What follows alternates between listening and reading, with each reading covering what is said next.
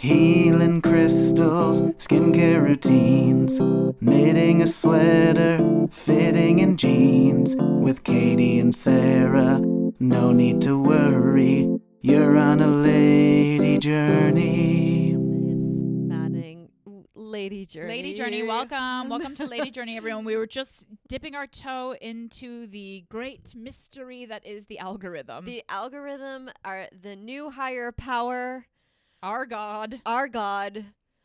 I pray to it every day. I hope it has mercy on our souls. Dear algorithm, please elevate us. And speaking of, so many people are so supportive. They comment on our Instagram, which we're getting good numbers. They're commenting on YouTube. Thank you so much for everybody for supporting us. We love, and we always read the comments and we always comment back.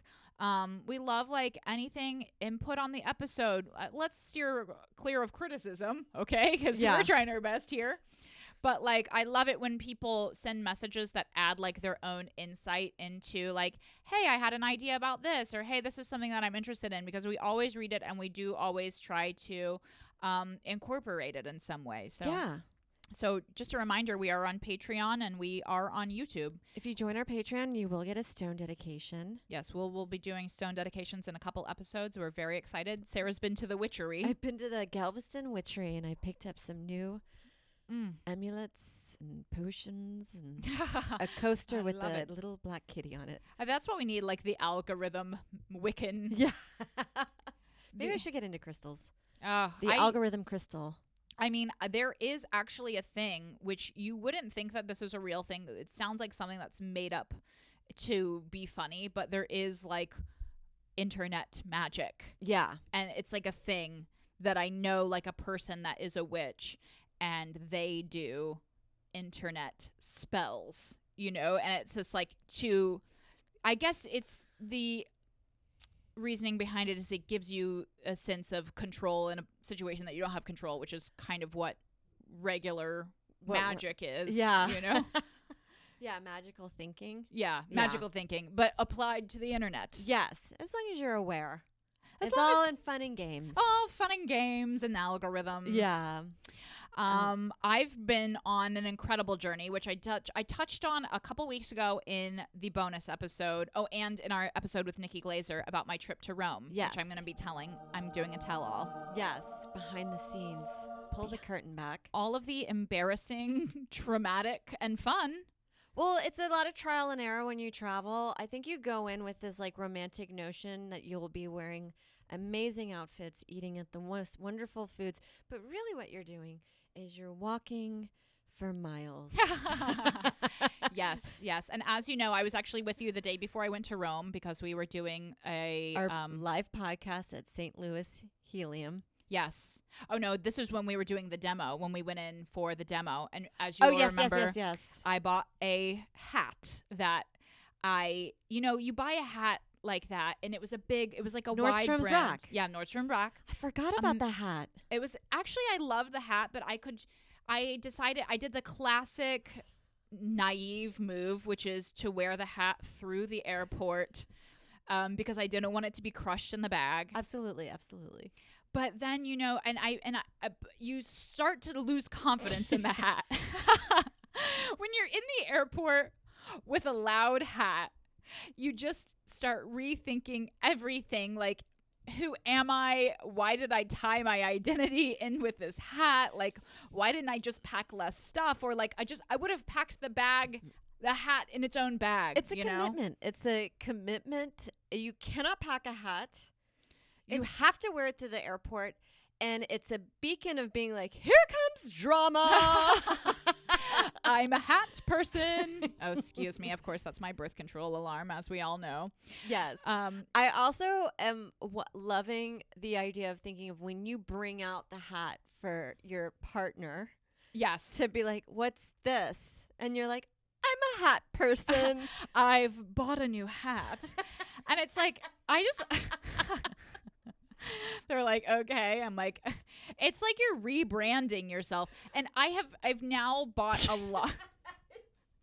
You're rebranding in a way that you're just the worst version of yourself. Yeah. Like wearing a hat on the airplane is just so humiliating too, because it's like, it's tiny. I'm bumping into the man next to me. It's night now and I'm just still wearing a hat on my overnight flight, like kind of trying to sleep.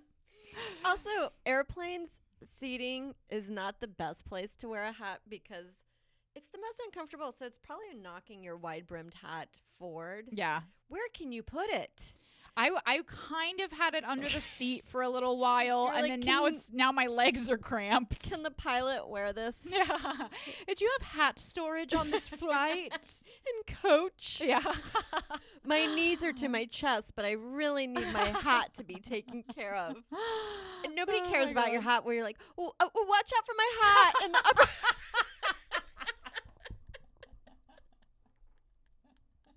Because you're making other people involved in your hat, and they're like, I just picture Mike being like this. Oh my God, I'm going to throw this hat out the fucking plane. It is a level of drama that I was completely unprepared for, because you're right. It's like you put it in the overhead bin thinking like a fool that people will be conscious of your hat and not they're just jamming. you have to put the hat through the conveyor belt for the x-ray, of course, to make sure that the hat is not a bomb. And then like somebody just puts their bag on top of your hat and you're like, is there no... am I just in a ghost now? Is my hat a ghost? That you've just ruined it? Because, of course, it's like the beautiful, fine straw hat. The idea of putting your hat on the conveyor belt. Show up an extra. Just take a look inside. Nothing to hide. Nothing to hide here. It's like, just let me wear the hat through the other x-ray that sees inside of my body. It goes through all this and it finally makes it in the overhead, and then somebody's just jammed their too big suitcase right on top of your hat. So, and then when you arrive, you're busy fluffing it in the hotel room. you're trying to restore it to its former glory, and it just never gets there. It just always looks a little messed up. Well, I felt like the reason I bought that hat was because I felt that it would make me look European. Yeah. Which it didn't. It Yeah. just kind of blasted like a tourist, Yes. you know? Because I always do, like, whenever I travel somewhere, I always do, like, look up the local fashion. And I'm glad that I did, because Italy is totally different than New York. Like, and They dress nice. yeah. Did we talk about this on here? Because We touched on it. Yeah, we touched it. American is into athleisure Yes. and loungewear, and we suspect that we're going through a horrific depression. that's why, yeah. But then Italy, apparently their economy is doing fine, and their standard of living seems to be quite happy. Everything's still cheap, and you still get medical attention that's reasonably priced. Although Yeah. they just got a new fascist leader. Oh, yes. Yeah. I had heard about that, Yes. but I will not But go she's into a detail. woman. She's a woman. I won't go into detail about this because this is about me. Yeah. And my vacation. But so I took an overnight flight, which I do not recommend, because what I thought like, I'll be there in the day with my hat. Mm-hmm. Me and my hat will drop off the luggage, and then we'll just go walk around town. But of course, like so many people, I didn't sleep at all on my flight. I basically landed at what was 1 a.m. here, but Okay. there it was like 8 a.m. So I drop off my stuff, and I had this, like, of course, delusion in my mind that I was just going to be, like, wandering around having a cappuccino. And Could you check in the hotel at that point? I could not check in. I did drop my bags off. Yeah. And I wish I had just flown during the day and just checked in at night and then just, like, had a dinner and just, like, went to sleep. Because you want to at least, because you have to stay up until like 5 p.m. That's the goal. Yeah. Is Yeah. try to make it to like an evening. You don't have to stay out late on that day.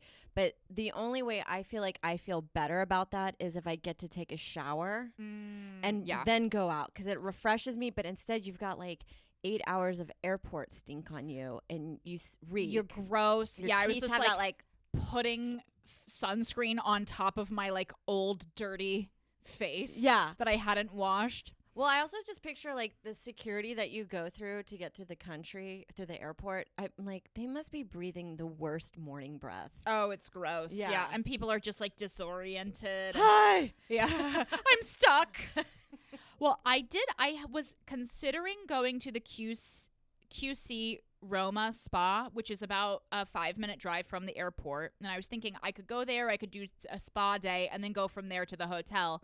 But ultimately I decided not to do that because I was worried that it would be confusing to like get in a car, get over there, drop my stuff off, pick it back up, you know? Yeah.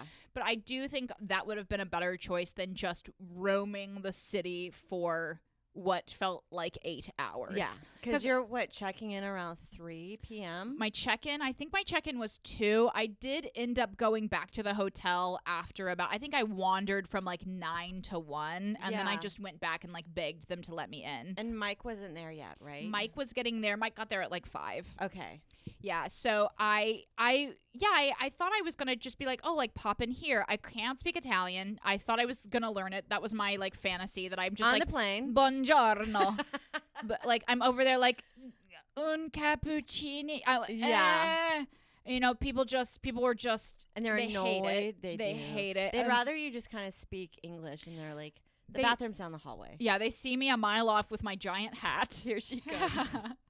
I had an incredible like gelato, a pistachio gelato. I didn't even get coffee because I started getting social anxiety, which I haven't got. When you travel, you like revert to for me, it was kind of a fear mindset of being judged for being American with my giant hat, which I was just slowly losing confidence in.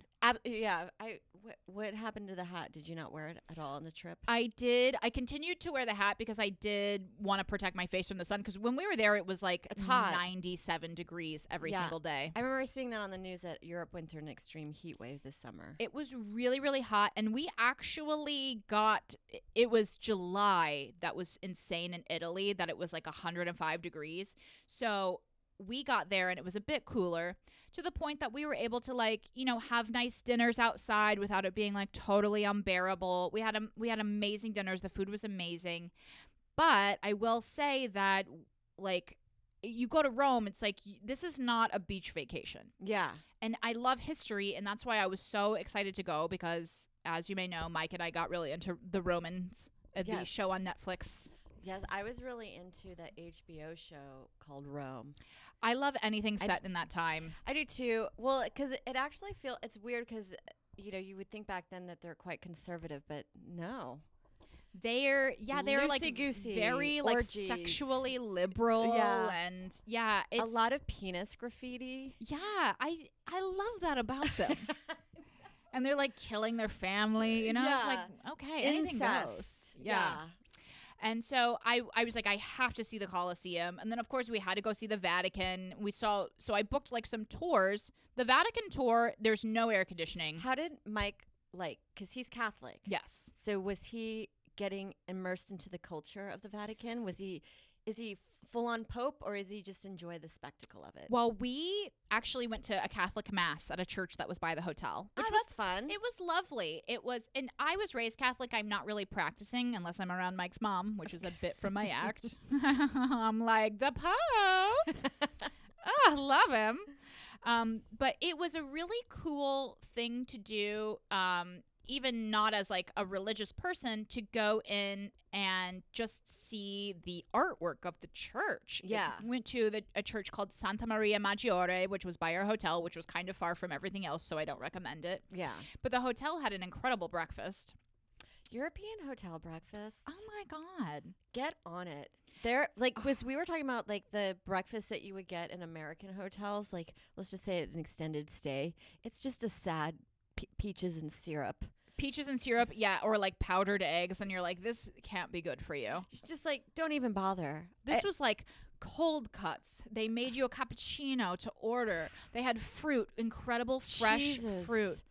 Baked goods. Cheeses, the croissants. Omelet station. Oh my God, it was beautiful. Yeah. It was so beautiful. So I did love our hotel, but unfortunately, I had booked it before talking to people, and then I realized it was kind of a far walk. So we were walking a lot in the heat. It's always a lot. I say anytime you're doing these Europe trips, you got to bring sneakers. Do not come in there thinking you're wearing your cute shoes. Oh my God. And especially not to Rome, because it's all cobbled. Yeah. So you'll just fall right down. You will break ankle breakers. You'll break your. I actually took these Toms, and I wore Toms almost the entire time. And I also brought my Birkenstocks just as like to give my Toms a break. Yeah. But we were doing these tours, like the Vatican, no air conditioning. And Yeah, Europe's not hip to that. we were so hot that I was just feeling like sweat like rolling down my back. And Mike started calling the tours tortures, which was the funniest part of the experience. That's my favorite part is when you travel with your loved ones, the inside jokes that you guys create. Yes. And of course, I was taking it personally because I booked and planned all of the tours. Yeah, you're like, well, I'm sorry. I'm sorry that you are. I can't control the weather.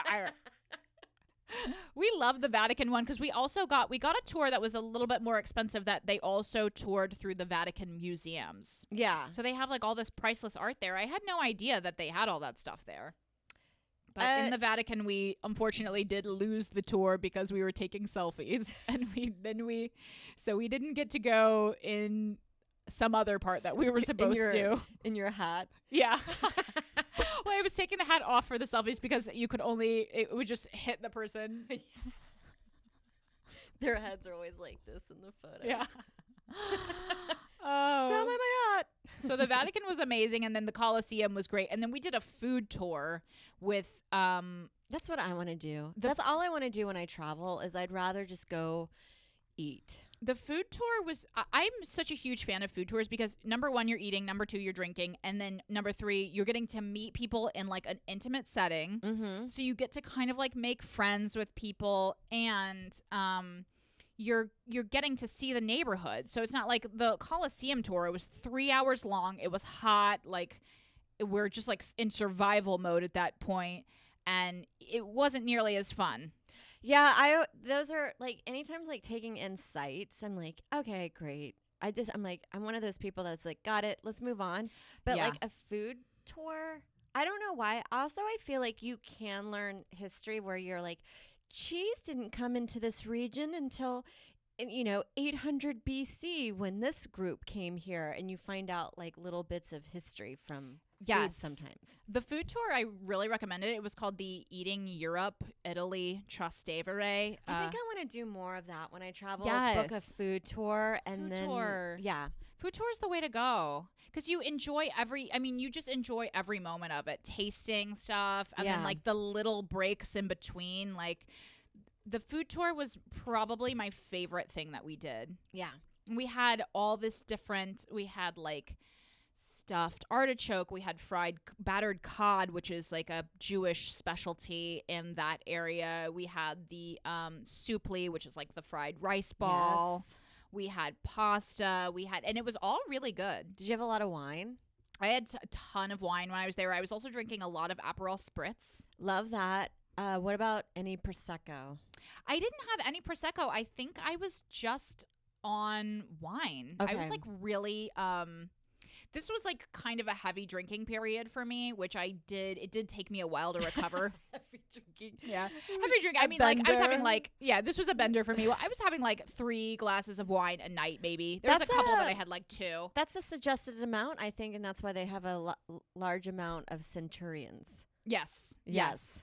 Well, I have to say the wine was it was unbelievable, but in the end it did kind of catch up to me on like, coming back little, slight spiral. At least it was like averted. I was like with you and like we weren't drinking. We were like doing our Lady Journey live, but then like the next week was just, I'm like, okay, I'm having like broth. Yeah. Where you want to also like recharge and sleep.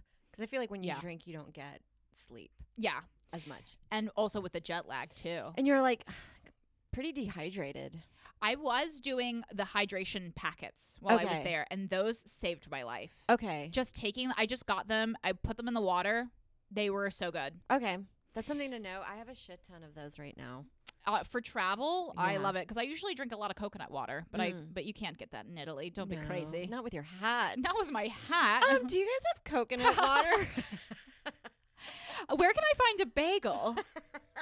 Want deep, restful sleep without taking melatonin? Wake up in the morning without feeling tired or needing that extra cup of coffee? You won't get that with just any old cotton sheets, but you will with bamboo. Upgrade your stuffy cotton bedding to Ettitude's naturally breathable bedding made from their innovative clean bamboo fabric. It feels unlike anything else you've slept on, and no, they won't cost you the earth, because right now you can get 20% off your first order with code SLEEPJOURNEY. These unbelievably soft, clean bamboo sheets have over 15,000 5-star reviews, and they've even been performance tested to be 17% better at regulating body temperature and 24% even more moisture wicking. People's sleep quality improved by 10%, and their alertness during the day improved by 25% when using Ettitude sheets compared to their old sheets, which means you'll sleep better through the night and wake up feeling more rested than ever before. Not to mention, clean bamboo does not use any harmful chemicals in the growing or the manufacturing process, and it saves 99% of water and 38% of carbon emissions versus traditional fabric, so you can snooze sustainably, which is huge for us. Simply put, Ettitude sheets are the secret way to better sleep. They're so sure that you'll love sleeping with them that you can try any Ettitude bedding risk-free for 30 nights. If you're not completely satisfied, you can return it for a full refund. Never miss a good night's rest and recovery again with Ettitude. Lady Journeyers, do not forget, you can get 20% off your order plus free shipping, hello, for a limited time when you visit ettitude.com/sleepjourney. That's Ettitude, ettitude.com/sleepjourney. SLEEPJOURNEY. That's our best offer right now, so don't wait. Now, I had a lot of pasta. Of course, the food there is so amazing. And we were talking about this a little bit before, like vacation eating. Yes. And how I was like really down to splurge. I wasn't going to restrict myself. I did have gelato like 3 times a day. And, you know, we were talking about this before of like, oh, you always restrict yourself and then like you don't even gain any weight. And I actually did. You will. I guess if you stay, you will. I definitely did. I was eating. I was just, when you're on vacation, it's so luxurious to just only eat when you're hungry and eat whatever you want. Yeah, you and know? I also like indulging in like snacks, and I love going to little convenience stores and finding their like candies. Yes. That you probably won't get in America, or it's just like packaged differently, so it like it's different, so it feels like treats. I Biscuits, love it. and cookies, And the biscuits and stuff like that in Italy is so high quality. I stocked up. I went to the grocery store right before I left, and I bought like $100 of stuff. yeah. Wine and crackers and like pasta and stuff. I couldn't even fit it in my suitcase. I wish I had gotten more. That's the bummer. I always have that problem, and you're like, I don't want to pay $50 to check Yeah. a whole bag. What I really need to do is when I pack is actually just lessen my clothes and set up one compartment for little goodies. I ended up bringing an extra bag, and we Yeah. did check one. Okay. Which I was on Delta, which they allowed me to do it. Thank you. Thank you. Well, Delta. if you become like Sky Priority or like a member or whatever, reach status, they will let you check. Like I think I get up to 2 bags for free. Ooh. Yeah. Ugh, oh my God. I wish I had brought in a huge bag and just. Yes. Well, I just highly recommend if you're flying, really try to stick to one company because they will give you perks. And make it not American Airlines. Yeah. Well, I'm a Delta person, but there's people that hate Delta, and I've never had a bad experience with them. I have the Delta credit card, and I swore to myself this year that I was only going to do Delta, and I've still just been going with the cheapest airline, and now I'm done. Yes. I'm done. Well, because you're like, I'll do Spirit, and you're like, $35 for a ticket. Yes. And then by the end of it, you've still spent $230 to $300, and you have to wear all of your clothes. Yes, because they like charge you for like putting the opening the window shade. Just. Can I just say, nobody's into having their window open when flying. I am not into it because I don't like the sun.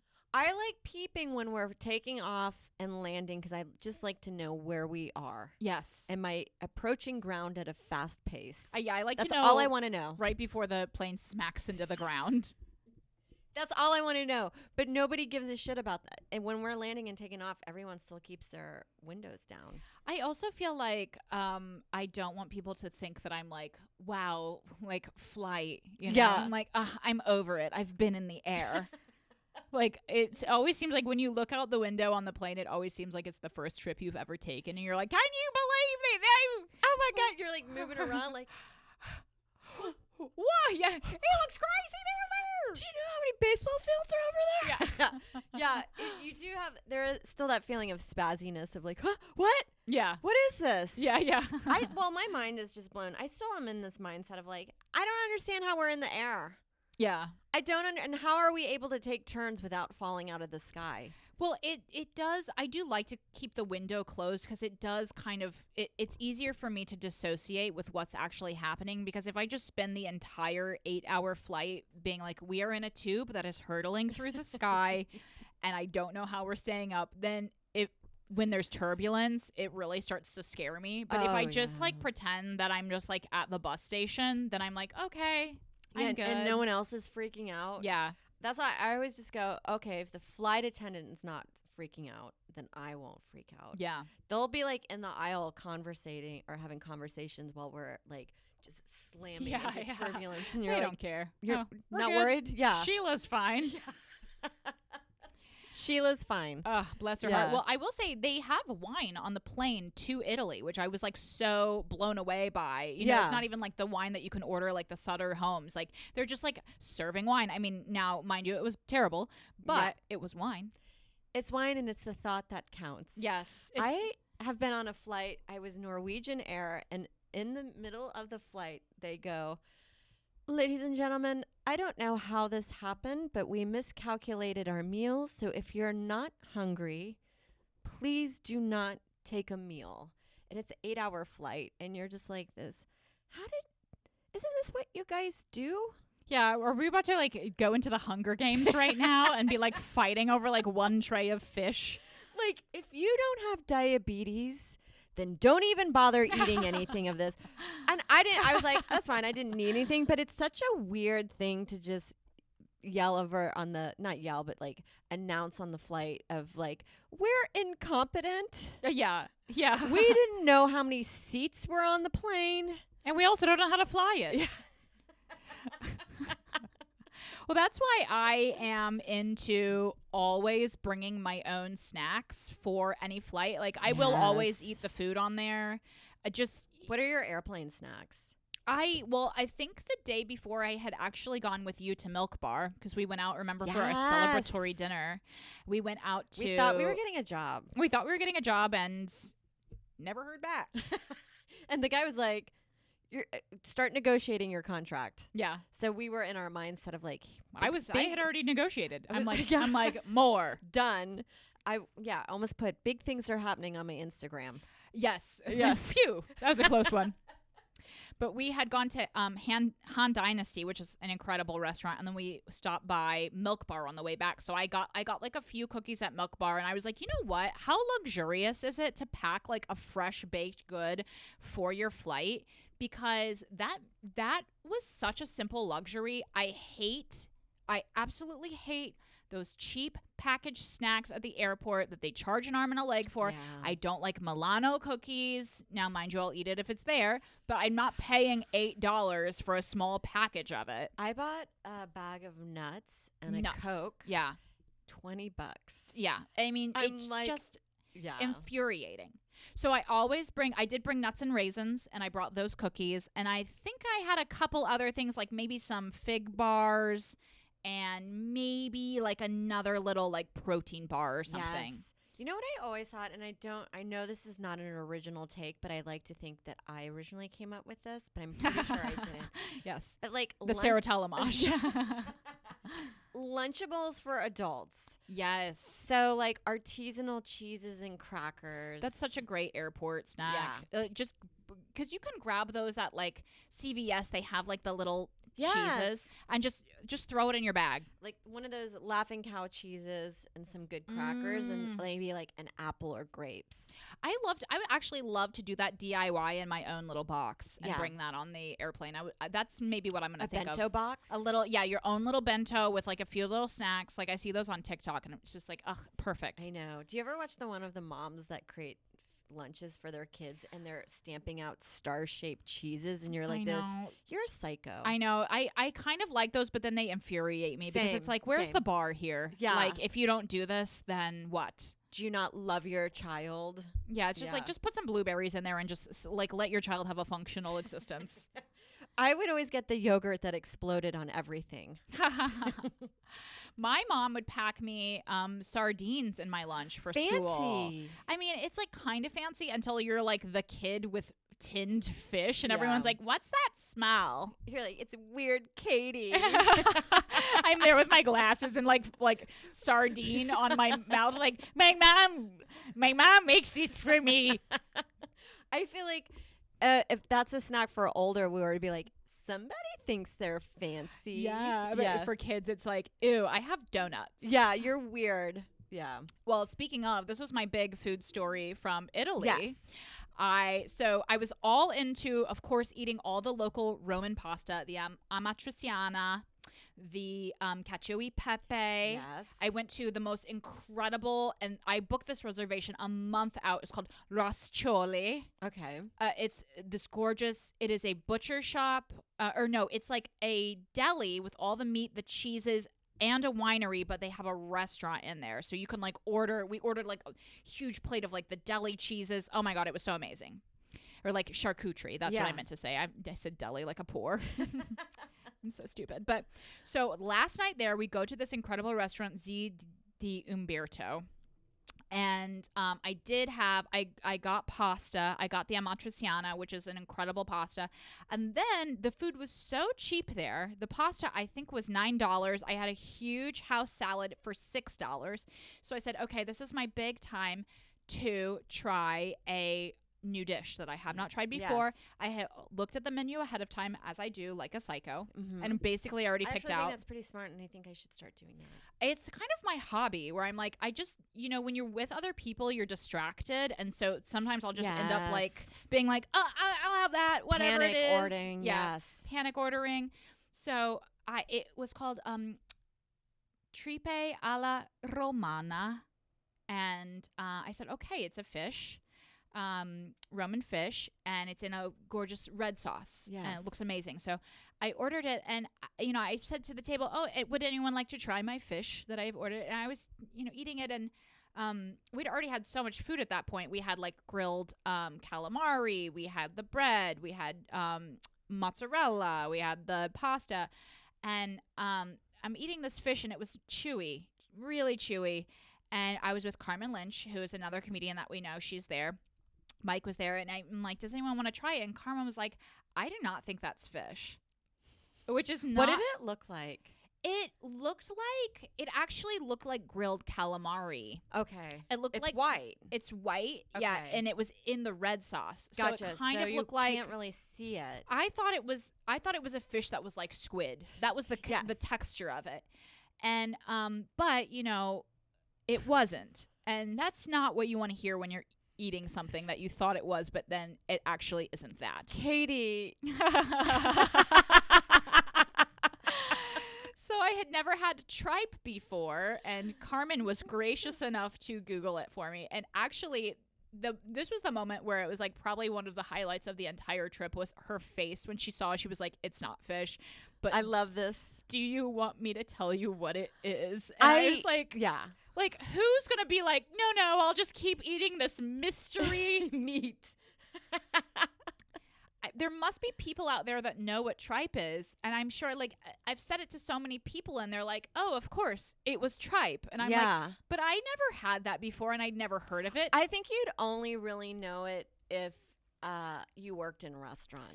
Yeah, or like, well, Carmen's European. Her mom is and Spanish. They use everything of the animal. Yeah. And it's usually like also working class food or peasant food, which has now ended up becoming like comfort food in the richer places. Yeah. Yeah. And I guess tripe is in style now because of sustainability. And people are like, use the offal, use everything. But anyway, in case you don't know, tripe is the stomach of a cow.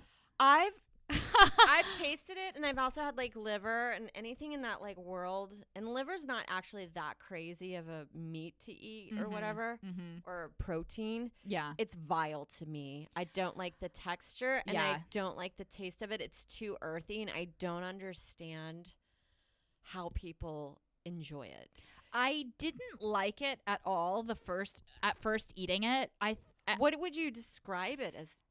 flavor-wise? The flavor was kind of a little tomatoey from the sauce, I guess. Okay. But I didn't like it. I wasn't like, oh my God, this is amazing. I was like, I guess I could continue eating this. And, you know, it had a huge bowl of it. I was trying to offer it to the other people. And everyone's like, yeah, no, I'm good. I'm done. The second I found out what it was, which was cow stomach, it tasted like stomach acid to me. Like it tasted like when, you know, you like have a little acid reflux and then you can't, it's kind of burned your throat a bit. And then after that I was like, because I was like joking around with Carmen, I'm like, I'm gonna still eat it. Like I'm a European woman now after you know, I had been there for 5 days, so I felt, you know, this is my culture. Yeah. And I was like, of course I'll still eat it. And then I was like, absolutely not. I cannot eat it. I cannot look at it. I put it to the other side of the table. I know. Which was embarrassing because I had felt so proud of myself when I ordered it. The waiter was like, bravissima. And I was like, oh my God. Like, do you want to dump these losers and get out of here and yeah, drive on my moped? Nobody's ever wowed me like that before. Like, I know the cuisine. Yeah. Then like... in that context, he was probably like, oh my God, no one ever gets this. Yeah. You know? So I know it's you want to, those kinds of foods, I want to be the person. It's like drinking scotch for me. Like, yeah. I want to be that cool person that's into like the lining of a cow or like, you know, like I eat tripe and I love it. Yeah. Oh, you're not going to eat your tripe? Let me have that. Yeah, or like, oh my God, just like so European, just like enjoying this delicate food that is like at a higher caliber than what my palate is, which is basically what I was eating there, which was like adult macaroni and cheese. Eating like cacio e pepe, which is like, yeah, it's cheese and noodles. Is that going to be okay for your bland American palate? Like, do you need us to put a grilled cheese in the oven? You know? No, absolutely. It is. It's like you can't. I also am like that with anchovies. Like, I don't think you should tell people that you've put anchovies and stuff. It will trigger them. It will trigger them. Yeah. I've done that with. I like putting anchovy paste in my tomato sauce. It adds a flavor to it that's really good, but you're not going to taste the anchovy taste of it because it cooks down with tomato. I think tomato is a really good. Apparently, it balances flavor. I remember if you were drowning tequila or any liquid or liquor that you didn't like, if you did a tomato juice shot, it would like neutralize everything for you. That's so interesting. Yeah, I remember that back in the day, so it kind of made sense. But as soon as you tell somebody like, oh, I put anchovy paste, all of a sudden they're like, I can taste it. And you're like, you can't. No. But I get it. It's psychological. It's like, it's in Caesar salad. It's in everything. I actually love anchovies. I love sardines also. Yeah. I love like salty fish. Yes. That's why I thought I was going to love the tripe, which I thought was a trout. Do you think you would be able to push through if you didn't find out what it was? I was, you know, here's the thing, because I had already had so much food at that point and the portion was so huge. I think if I continued to think it was a fish, I would have just thought it was like calamari or something, which was the consistency. So I probably would have eaten more. But like when I tell you that after I Googled it and looked at photos of it, I was horrified. Yeah, I don't even understand how it's made it into the it's cuisine world. It's all psychological because it's like just our culture. But I do like things that are against cultural tradition. Like I love, I think I've talked about this on here before. I love like chili lime crickets. Yes. And so like I'll eat that type of stuff. I would eat like it's fun. Or it's like interesting. Crunchy. It tastes really good. Yeah. And this just didn't have like a flavor that you're like, oh my God, I'm blown away by how good this is, which was the case in almost every other food that I had. Like the pasta was unbelievable. I had this other pasta, the carbonara I had at Luciano, which is like one of like a high-end carbonara restaurant. It was like so good. I'm eating the best food I've ever had in my life. So then I'm getting something that I'm like, I could take or leave it. It's like I'm just not even going to eat it at that point. You know? Exactly. No, it is always like, because I can eat calamari and there's not really much flavor, especially when they grill it. Yeah. but it's the sauce that I'm wondering with the tripe. Maybe the sauce wasn't. Yeah, I feel like there is maybe a better way to eat it that Yeah. I wouldn't be like bet- totally. That's like you hear about, what is it called, sweetbreads, which is actually a part like like a kidney almost or weird thing, and that Oh. you deep fry them. That I'm like, I wonder if like frying tripe, like calamari, Yeah. is something that would maybe be better. with Yeah, a little fried dipping tripe. Yeah, a little fried tripe. Yeah. Yeah. Well, that was it for my Roman story. No, I love the hats and The hats the and walking, the the torture, eating the and- eating. and it is we were saying this, that it's like easy to eat, especially I do think like when you're on vacation with a girlfriend, for example, it's a lot easier than when you're on vacation with a partner, because you Yes. have to conform to their eating patterns. And as everyone knows, Mike is intermittent fasting. I have the opposite eating structure, where I like to have a snack minimum every 3 hours. I think this is a big part in relationships, Yeah. is dealing with the other person's food. Yeah. It's maddening. Because like I'm always hungry and Mike eats like in a 6-hour window. Yes. You know? Or I'm like, we just ate a meal. Let's go and do stuff. And then about an hour or 2 hours later, they're like, I'm starving. So it's really hard to get momentum because we have to go back and Yes. eat again. That I was Yes. like, I feel like we haven't done anything because just eating. we're on different eating schedules right now. Yeah. And so everyone's eating at some point. Yes. That yeah. I'm like, can you just pack some fucking snacks yeah. and move it? I know. And it's the worst when you're with a group, because It like is. big restaurants, I mean, big dinners at restaurants, like that's a mess. Like two people, like you know, in and out. But I will say one of my regrets was I did not, because I was so, I mean, the eating was the highlight for me. Yeah. Absolutely. The food was amazing. The second highlight was the history. I got to go to the Pantheon. That was great. The thing that I really did not get to do, which I wanted to so bad, was to do some shopping. Like yeah. Italian leather is so gorgeous. Like I did get to go into a shop called Bags and Fruits, which was amazing. And I was so like just frazzled from walking all day. I wanted to buy this handbag, but then I wasn't sure, like, do I even really want this? Yeah. Then the moment had passed. So I didn't get know. any and good you can't souvenirs. go back to it again. You can't 'cause go back. don't live there. Yeah. The thing I would also have liked to do in those, like, especially countries like Italy that are known for food, go to markets Ugh. to get like little jams or Yes. paste to dip bread in, and olive oil or tapenades and all that kind of stuff. Like, Love it. I buy did some get pastas to bring home. I did get an incredible, so the only thing I really did buy was in my grocery haul. I did get an incredible rosemary olive oil, Okay. which is now it is my life. Yes, and your personality. Yes. This olive oil, does it have rosemary in it? I can only do rosemary. Once you have it, you can't go back. I know. Did you bring anything back to the States where you've now incorporated into your eating? Because I know my sister and I, when we were in Barcelona, the thing to eat at all the cafes, if you wanted a quick meal, was like manchego cheese and like a bread with the essence of tomato. You know, that's the juicy part of the tomato. So you pull that out and then scrape it on the bread. When I came back, that's all I made for lunches. Well, you know what I had there a lot, which I loved, was like just a really simple, you know, I was really into chopped salads this summer. Yeah. And it became my universe. Yeah.